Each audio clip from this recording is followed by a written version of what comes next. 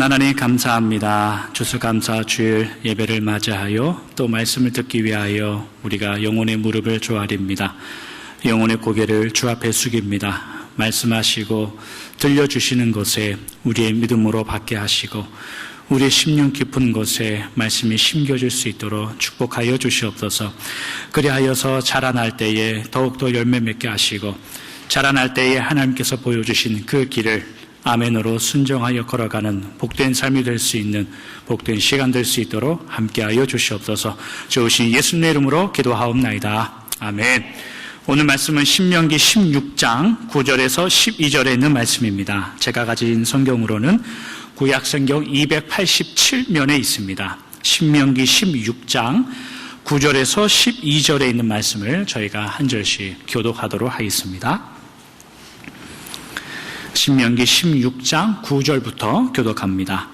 7주를 셀지니 곡식의 낫을 대는 첫날부터 7주를 세어 내 하나님 여호와 앞에 77절을 지키되 내 하나님 여호와께서 내게 복을 주신 대로 내 힘을 헤아려 자원하는 예물을 드리고 너와 네 자녀와 노비와 내 송중에 있는 레위인과 및 너희 중에 있는 객과 고아와 과부가 함께 내 하나님 여호와께서 자기의 이름을 두시려고 택하신 곳에서 내 하나님 여호와 앞에 즐거워할지니라.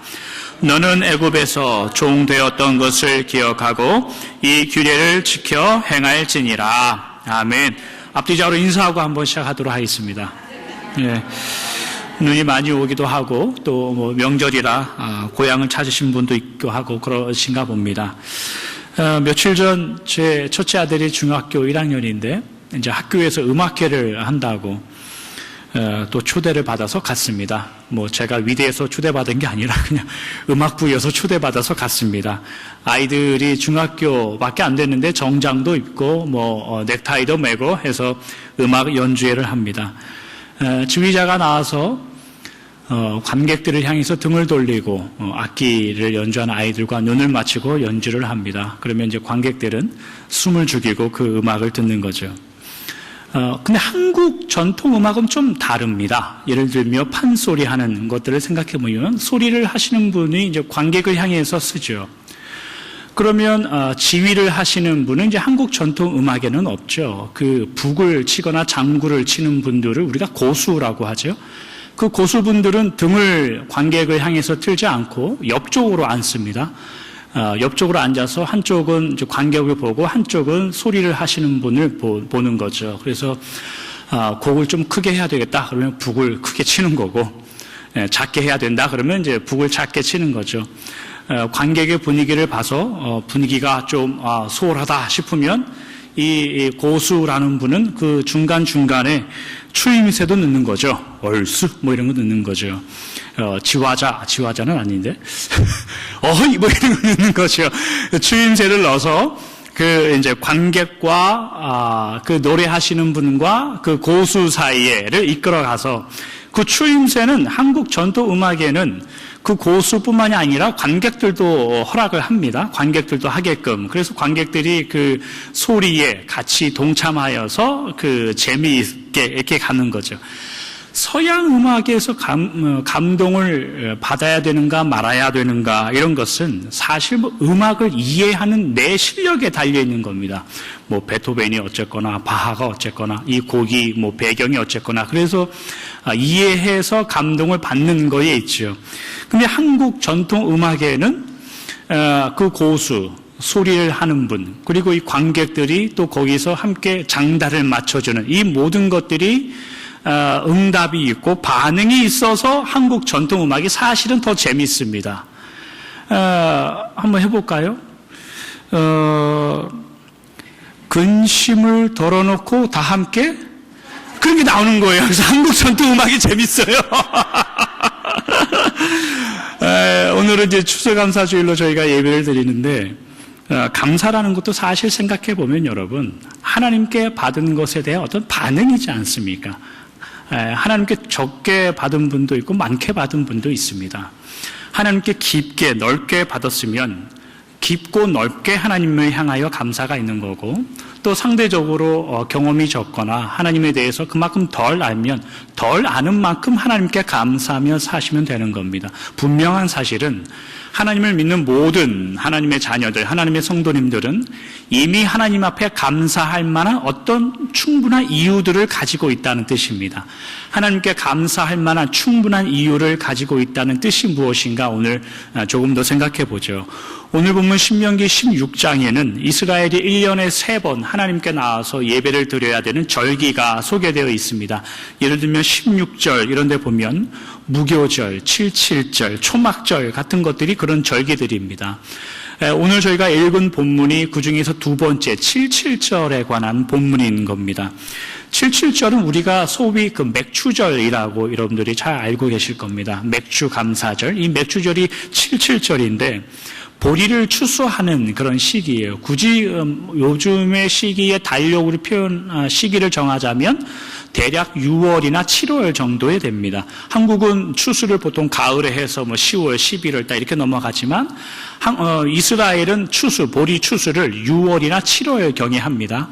그래서 저희가 지난주까지 살펴본 그 룻기의 배경이, 주된 배경이 그 나오미와 룻이 가서 보리 이삭을 줍는 그 배경인데, 이 77절에 관계돼서 그 절기를 기념하여서 그 보아스가 나오미와 룻, 이 과부된 여인들에게 보리를 나누어 주는 그런 이 배경을 가지고 있는 거죠.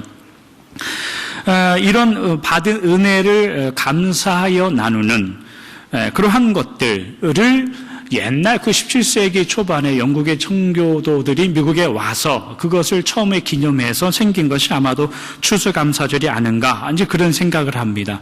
77절이라 하면 여러분들이 오늘 본문 9절에 보는 바와 같이 그 무교절을 지내서 7주를 헤아려서 50일이 되는 그 다음의 일을 77절로 기념해서 지키는 겁니다. 이 77절에는 그 벤, 곡식을 주워서 모아다가 그 동네에 있는 객이나 고아나 과부들, 어려운 분들을 초청해서 함께 나누는, 그런 은혜를 나누는 절기가 이 바로 77절입니다. 근데 오늘 본문에 저희가 주의 깊게 살펴봐야 할 내용이 그 안에 있습니다. 뭐냐 하면 하나님께서 77절 절기를 반드시 지켜라 라고 우리에게 명령하시면서, 그리고 그 유익을 나눠라 라고 하시는 그 이유의 핵심을 내가 너희들의 농사와 1년 그 일을 잘 도와줬으니 그것을 추수하여 나에게 기념해라, 이렇게 77절을 지켜라 라고 말씀하지 않고 하나님은 다른 이유를 거기다 써 놓으셨단 말이죠. 그 다른 이유가 뭐냐면 오늘 본문 신명기 16장 12절에 있는 말씀입니다. 너는 애굽에서 종 되었던 것을 기억하고 이 규례를 지켜 행할지니라 라고 기록해요. 그러니까 농사가 잘 되어서 추수를 하면서 나에게 와서 감사해라 라고 이야기하면 보통 무슨 감사 내용이 거기 안에 들어갑니까? 하나님, 이 한 해 농사가 잘 되게 해주셔서 작년보다 이익을 잘 남겼습니다. 감사합니다. 그러한 마음으로 이 77절 추수감사를 지내면 딱 좋을 것 같은데, 그런데 하나님은 너희들이 추수하며 감사로 지내는 이 절기의 이유를 한 해 농사에 잘 된 그 여부를 떠나서 다른 이유를 거기다 넣으셨단 말이죠. 그 다른 이유는 뭐냐면 너희들이 애굽에서 종 되었던 것을 기억하여 이 감사절을 지켜라, 그런단 말이에요. 여러분, 이스라엘 백성들이 애굽에서 종 되었던 그 기억과 지금 가나안 땅에 와서 추수를 마치고 있는 이 시점에 이게 무슨 연관이 있는 겁니까? 거기에 무슨 연관이 있기에 하나님은 이 77절 추수하여 감사하는 이 절기에 애굽에서 나왔던 것을 기억하여 감사하라 라고 말하는 이유가 뭐냐 이거죠. 우리가 추수감사주 예배를 지내면서 우리도 이 질문에 대하여 대답을 해야 됩니다. 그래야 추수감사절이 무엇인가 우리가 알 수 있는 겁니다.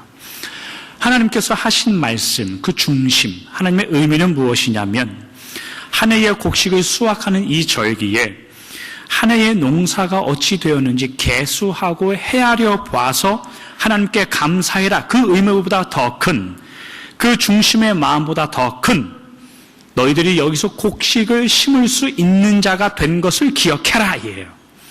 다시 한번 이야기하자면 애굽에서는 너희들이 누구를 위해서 씨를 뿌렸냐? 기억해봐라. 애굽에서는 누구를 위해서 추수를 했냐? 기억해봐라. 그런데 지금은 너희들은 내가 너희에게 준 집, 내가 너희에게 허락한 이 땅, 이 기업, 이 자리에서 씨를 뿌리고 땀을 흘리고 추수를 한다. 추수를 해서 얼마큼 이익을 남겼나가 아니라 너희들이 애굽에서 어떻게 빠져나와 여기서 추수를 하는 자가 되었는지를 먼저 기억해야 된다라고 하나님께서 말씀하시는 겁니다. 하나님의 은혜로 이스라엘은 애굽의 노예에서 가나안으로 돌아왔죠. 가나안의 약속의 땅에 들어왔습니다. 이제는 다른 사람을 위하여 씨를 뿌리고 농사를 짓는 자들이 아니라 하나님께서 주신 은혜는 그들 스스로를 위해서 씨를 뿌리고 그들 스스로를 위해서 추수할 수 있는 그 은혜의 자리에 있게 된 자들이 이스라엘 백성들입니다. 그래서 하나님께서 이스라엘 백성들에게 반드시 추수하면서 나에게 감사 예배를 드려라. 그러나 그 감사 예배가 단순히 작년보다 하나님 농사가 잘 되었습니다. 의 문제가 아니라 너희들이 농사를 할 수 있는 자가 된 것을 자체를 기뻐해라 라는 거예요. 이스라엘은 씨를 뿌릴 수 있어서 감사한 자가 된 것이고 추수할 수 있는 자가 되어서 감사한 자들이 되어온 것입니다. 이게 오늘날 우리에게 적용하면 우리는 감사 예배를 어떻게 드려야 되냐면 하나님 내가 주 앞에 어떠한 받은 것을 헤아려 봐서 감사합니다.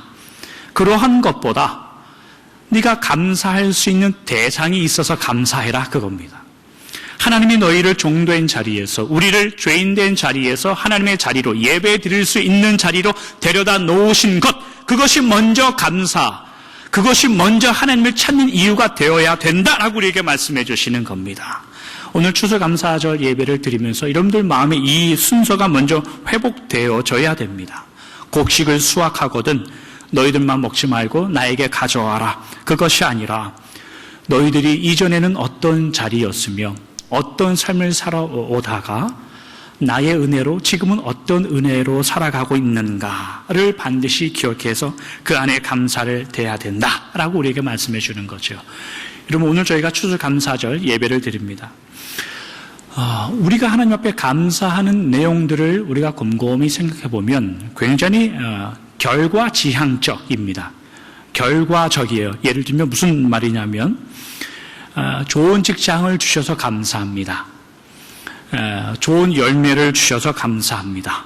사업이 잘 돼서 감사하고 내 자식들 잘 되게 해주셔서 감사합니다. 이런 어떤 결과, 어떤 추수를 통해서 확보한 어떤 분량을 가지고 감사할 때가 참 많이 있습니다. 그러나 내가 애굽에서 나온 자로 지금 어느 자리에서 씨를 뿌릴 수 있는 자로 어느 과정 속에 있는 그것 자체로 감사하는 경우는 참 드뭅니다. 우리의 믿음을 잘 들여다보면 그렇습니다. 예를 들면 이거죠. 하나님 어려운 가운데에서도 기도할 수 있는 내가 되어서 제가 되어서 하나님 참 감사합니다. 이런 감사 잘 안 나옵니다. 하나님 어떠한 힘든 정황, 어떠한 힘든 과정 속에도 하나님의 은혜를 사모하는 이 자리에 있게 해주셔서 감사합니다. 이런 감사는 잘 안 나옵니다, 사실은. 오른손이 해야 되는 그 일을 왼손도 모르게 해야 되는 이 일, 하필 그 일을 내 눈앞에 두셔서 하나님 아무도 모르게 내가 이 일을 합니다. 이런 감사의 제목은 잘 나오지 않습니다. 그게 우리의 현 주소입니다. 우리의 현실입니다. 내가 구원받은 사람으로서 하나님 앞에 어떠한 존재로 살게 되었는가에 대한 감사에 대한 그 기도의 제목과 그 은혜와 그 고백은 잘 나오지 않습니다. 왜냐하면 실제 결과가 눈에 보이지 않기 때문입니다. 해도 별로 티 안 나기 때문입니다. 너무 그런 거 가지고 감사하냐?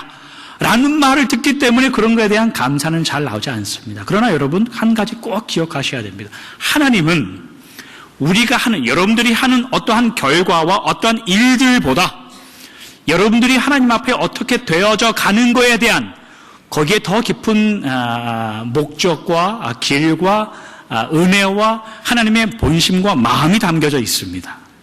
오늘 본문에 하나님께서 감사에 대해서 말씀하시는 너희가 그 보리에 낯을 대는 그 감사한 예배를 드리는데 그것보다 중요한 것은 너희들이 어느 자리에서 꺼내져 왔는지를 먼저 기억해야 된다라고 하시는 이 말씀. 손에 쥐어진 것이 무엇이 있는지 확인하기 전에 하나님을 예배하는, 하나님의 사랑받는 자로 내가 살고 있음에 늘 감사해야 된다라고 주님께서 말씀하시는 이것을 늘 기억하시길 바랍니다. 고린도전서 15장 9절과 10절에 사도 바울이 이런 고백을 합니다. 나는 사도 중에 가장 작은 자라. 나는 하나님의 교회를 박해하였으므로 사도라 칭함받기를 감당하지 못할 자니라. 그러나 내가 나된 것은 하나님의 은혜로 된 것이니 내게 주신 그의 은혜가 헛되지 아니하여 내가 모든 사도보다 더 많이 수고하였으나 내가 한 것이 아니요 오직 나와 함께 하신 하나님의 은혜로라. 사도 바울이 이렇게 고백합니다. 이렇게 감사하고 찬송하는 거죠. 나와 함께 하신 모든 하나님의 은혜다. 이렇게 마지막에 고백하며 감사하고 찬송합니다. 사도 바울은 자신을 나는 사도들 중에 가장 작은 자다라고 말해요. 여기서 작다라는 것은 사도 바울이 키가 작았다라는 의미는 아닙니다. 여기서 가장 작다라는 의미는 가장 중요하지 않았다라는 의미예요. 단어의 원뜻이. 사도 바울이 고백하는 거예요. 나는 복음을 전하는 모든 사도들보다 중요하지 않은 사람입니다. 라고 말하는 거예요. 여러분, 사도 바울은 초대교회에서 굉장한 위대한 사도 중에 한 분입니다. 사도 바울을 제외하고 나면 초대교회의 역사가 어떻게 흘러가는지 이야기를 써내려갈 수 없습니다. 우리가 이해할 수 없습니다. 사도 바울을 제외해놓고는. 그러나 사도 바울은 자신 스스로를 하나님 앞에서 나는 제일 중요하지 않은 사람입니다 라고 말합니다. 사도 바울이 자신을 비하하는 의미일까요? 그렇지 않습니다. 사도 바울은 자신을 비하하는 듯한 발언으로 이런 기록을 하고 있는 게 아니에요. 사도 바울이 말하는 나의 나된 것이 하나님의 은혜다라고 이야기했을 때 사도 바울이 말하는 나의 나됨 뭘까요? 여러분들이 생각하는 사도 바울의 바울됨이 무슨 의미입니까? 여러분들에게는 사도 바울이 복음을 전할 때 굉장한 기적이 일어납니다. 교회를 세우는 곳마다 하나님께서 부흥을 일으켜 세워주십니다. 어떠한 어려움과 곤란 속에서도 복음을 전하는 자로 살아갑니다. 기적과 부흥과 능력 이런 것이 우리가 생각하는 사도 바울의 바울됨일까요? 그러나 오늘 본문에 보면 사도 바울이 나의 나됨을 소개할 때 여기부터 시작해요. 내가 하나님의 교회를 박해하였으므로 여기서부터 시작한단 말이죠. 사도 바울이 고백하는 나의 나됨은 어디서부터 시작하냐면 사도 바울이 스데반 집사님을 죽인 일부터 시작하는 거예요. 그리고 그 교회를 핍박하여 교회를 다 몰살시키기 위해서 공문서를 가지고 다메섹으로 갈 때 그 가운데서 만났던 주님의 이야기 거기서부터 시작한단 말이죠. 사도 바울의 사도 바울됨은 사도 바울이 자신의 나됨이라고 말할 때는 능력과 기사와 넘침과 풍족함에서 자기를 확인하지 않고 내가 스데반 집사님을 죽인 일 거기서부터 시작한단 말이죠. 바울은 오늘날 교회나 교회 역사가 정의하는 사도 바울, 평가하는 위대한 사도로서 자신 스스로를 평가하지 않습니다. 사도 바울 선생님의 나의 나된 것, 그것은 뭐냐면 스데반 집사님을 죽일 때도 교회를 핍박하여 모든 교인들 예수만 믿으면 다 잡아다가 옥에 갇히는 그 일에 열심을 낼 때도 하나님의 은혜가 나를 놓지 않았다라는 그 신앙의 고백에서 그 고백에서 사도 바울의 나의 나됨을 시작하는 거예요. 그래서 그 은혜로 받아주신 하나님의 사랑 때문에 내가 지금도 하나님의 은혜 속에 삽니다. 내가 지금도 하나님의 일을 위하여 한 걸음 한 걸음을 살아갑니다. 이 고백 안에서 나의 나됨을 발견하였고 그 고백 안에서 하나님께 감사하고 찬양했던 자가 사도 바울 선생님입니다. 사도 바울이 늘 하나님 앞에 고백하고 감사했던 내용은 사도 바울이 가는 곳곳마다 일어났던 부흥과 역사, 기적 때문에 감사한 적은 없습니다. 늘 죄인들을 용서하셨고 그들을 담아내셔서 하나님의 사람으로 하나님의 사랑받는 존재들로 일어나는 그 일들 속에서 하나님의 감사함이 넘쳐났습니다. 그것이 사도 바울의 나의 나됨의 의미예요. 사도 바울이 하나님의 은혜에 감사한다는 의미가 거기에 있습니다. 부족함 속에서 넉넉함 속에서 나를 나 되게 하신 하나님의 은혜와 사랑 거기에 감사가 있었습니다. 그것이 애굽에서 꺼내왔다는 의미입니다. 부족함 속에서도 우리를 우리 되게 하시는 하나님의 은혜와 변치 않음과 신실함을 생각할 때 그러면 감사할 때 여러분 감사하는 자들은 그 삶 자체가 자랑이 되지 않습니다. 아니, 자랑이 될 수 없습니다. 왜냐하면 내가 지금까지 걸어와서 내가 풍족함 속에 하나님 앞에 감사하고 내가 여유로움 속에 하나님 앞에 하나님의 은혜입니다라고 감사하는 그 삶은 내가 만들어낸 것이 아니라 내가 애굽에 있을 때에도 부족하여 연약할 때에도 하나님께서 견디셔서 그것을 감당하시고 나를 담아내셔서 지금의 우리를 있게 하신 그것을 안다는, 그것을 아는 사람이 감사할 때는 거기엔 자랑이 들어갈 수 없습니다. 절대로. 그래서 우리는 이것을 알기, 여러분 교회 생활할 때 이런 말 조심하셔야 됩니다. 기도해라. 기도 깊숙이 해라. 기도 많이 해라. 하나님이 응답해 주실 거다. 이런 말 조심해서 하셔야 됩니다. 왜냐하면 그 한편에는 나는 기도했더니 되었더라. 그런 말이 들어올 수 있어요. 이 말을 왜 조심해야 되냐면 여러분, 너는 나만큼 기도하지 못하니까 기도 응답 못 받았다라는 마음이 들어갈 수 있단 말이죠. 그건 자랑이 되는 겁니다. 너 하나님 앞에 간절히 기도해라. 그러면 하나님이 역사해 주신다. 그 맞는 이야기예요, 사실은. 근데 그 말을 왜 조심해야 되냐면 한쪽 구석에는 내가 기도 응답 받은 거는 나는 간절히 하고 너는 간절히 못해서 못 받았다라는 말이 들어갈 수 있단 말이에요. 그러니까 그런 말도 조심해서 해야 된다는 얘기예요. 하나님을 사랑하고 하나님을 믿는 자들은 각기 수준과 모양이 있습니다. 어떤 분들은 열만큼 하나님을 경험해서 열만큼 깊이 들어갑니다. 그러나 어떤 분들은 하나만큼 하나님을 배웠습니다. 경험을 못했습니다. 그래서 하나만큼 하나님을 알고 하나만큼 기도하는 겁니다. 그러나 하나님께서 선택하신 모든 자녀들은 저마다의 기도와 간절함을 가지고 삽니다. 비록 아직은 부족하여 자기 욕심 채우는 기도하기에 바쁠지라도, 아직은 하나님을 깊이 이해하지 못하여 내가 원하는 것만 하나님 앞에 드리는 그런 기도만 할지 몰라도, 아직은 하나님께서 나를 자라나게 하시는 과정이기에 하나님 앞에 하나님 저는 기도도 못합니다 라는 그 고백을 할지 몰라도 어떤 모양으로든지 하나님은 여러분들을 자라나게 하시고 이끌어 가신다는 겁니다. 각기 모양과 수준이 있다는 이야기가 그런 의미예요.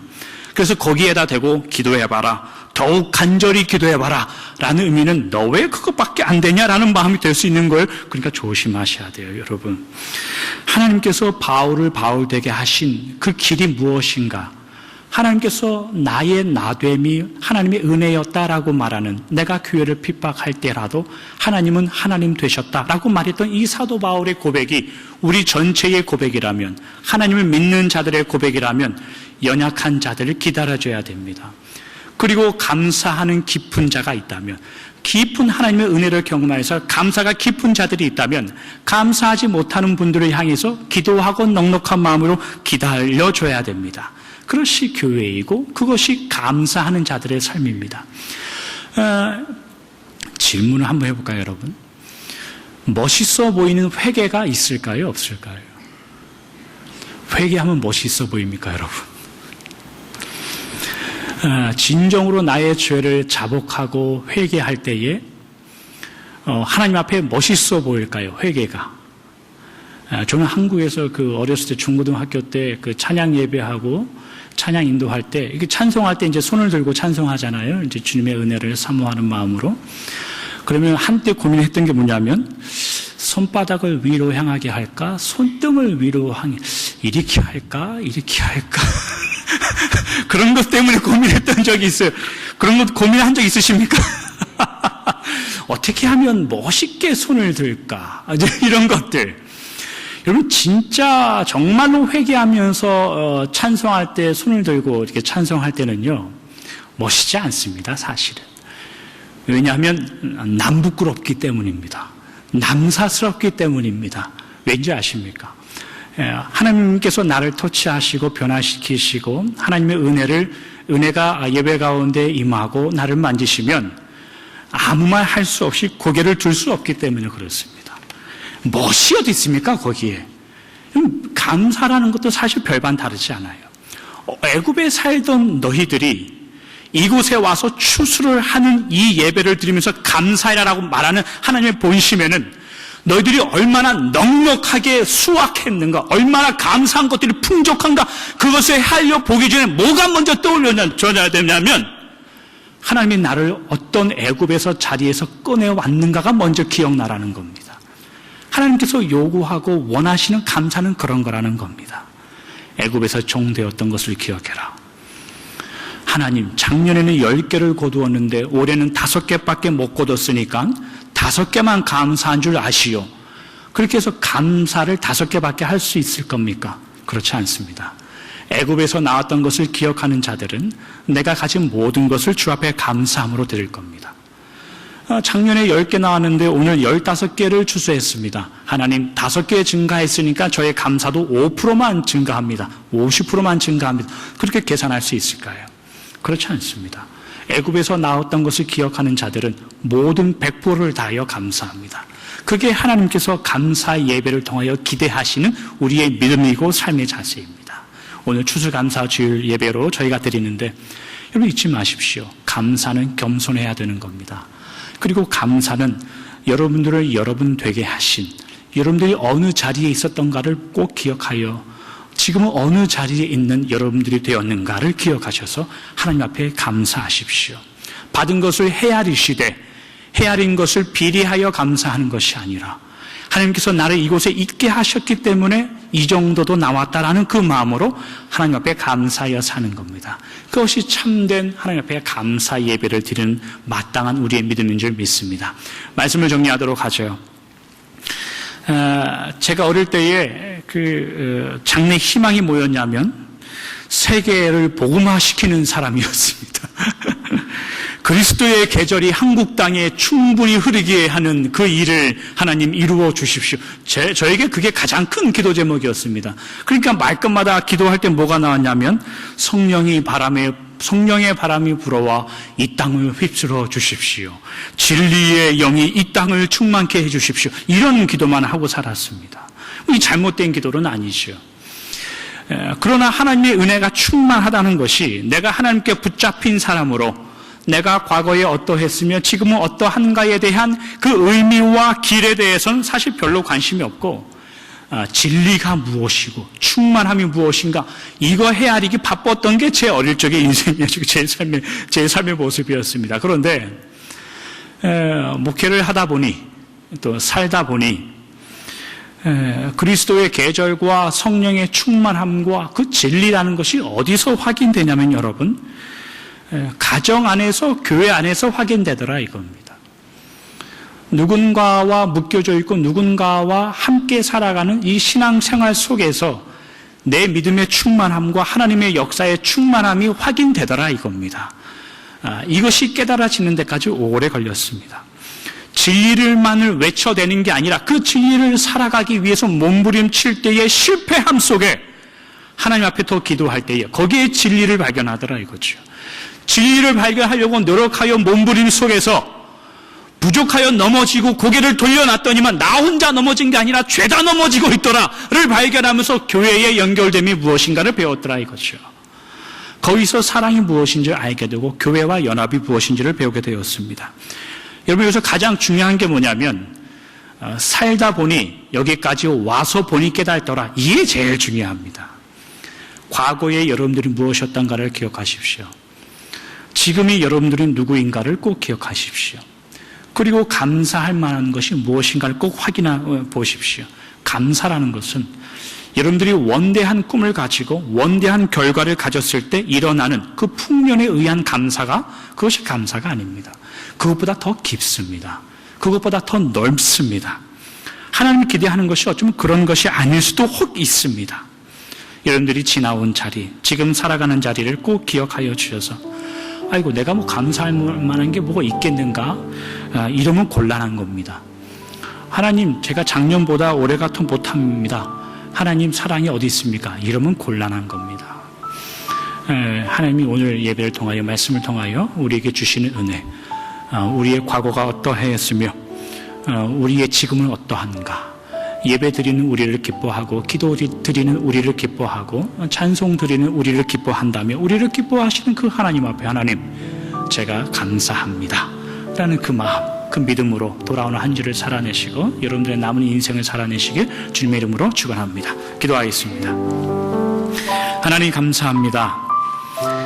7.7절이라는 절기를 이스라엘 백성들에게 주셨습니다. 보리를 추수할 때쯤의 절기였습니다. 그러나 성경이 우리에게 확인하는 것은 보리를 추수하여 얼마큼 추수의 날을 확보한 것을 가지고 하나님께 감사 예배 드리려는 것이 아니라 보리를 추수할 때쯤이 되면 너희들이 애굽에서 어떻게 살았는가를 기억하라고 우리에게 말씀하시고 그것을 통하여 먼저 감사라고 하십니다. 하나님, 우리가 주 앞에 감사하는 제목들과 그 일들을 면밀히 따져보면 늘 우리는 주 앞에 받은 것만, 주 앞에 몇 개를 받았는가를 개수를 셉니다. 그리하여 우리가 주 앞에 기도하는 것보다 적게 받았다면 우리의 줄어듭니다. 혹 받지 못하였더라고 주 앞에 말하기도 하고, 주님이 나에게 해준 것이 무엇이 있냐고 주 앞에 한탄하기도 하는 것이 우리의 삶입니다. 그러나 주님께서 우리에게 요구하시고 원하시는 그 감사절의 의미는 너희들이 어떻게 구원받았으며 어떻게 나의 사랑하는 존재들이며 너희들이 불순종하여 도망갔을 때라도 지금의 너를 위해서 우리 된 것을 위하여 끝까지 우리를 참으시며 견디시며 사도 바울이 나의 나 된 것은 주님의 은혜만 있다라고 고백했던 그 믿음의 길을 우리에게도 이루기 위하여 우리의 부족하고 넘어지고 배반하고 주님을 향하여 도망가는 우리의 인생 속에서도 우리를 기다려주시고 참아주시는 그 은혜를 생각하여 감사하라라고 말씀하시는 그 주님의 음성을 우리도 듣고 감사할 수 있도록 축복하여 주시옵소서. 헤아리기 전에 우리의 모습을 돌아보게 하시고 주 앞에 받은 것이 무엇이 있냐 한탄하기 전에 주 앞에 드린 것이 무엇이 있나 헤아려 보게 하시고 날마다 주님을 기뻐하며 주님께 순종하기 위하여 믿음의 삶을 걸어가는 우리의 믿음의 인생 될 수 있도록 축복하여 주시옵소서. 좋으신 예수님의 이름으로 기도하옵나이다. 아멘.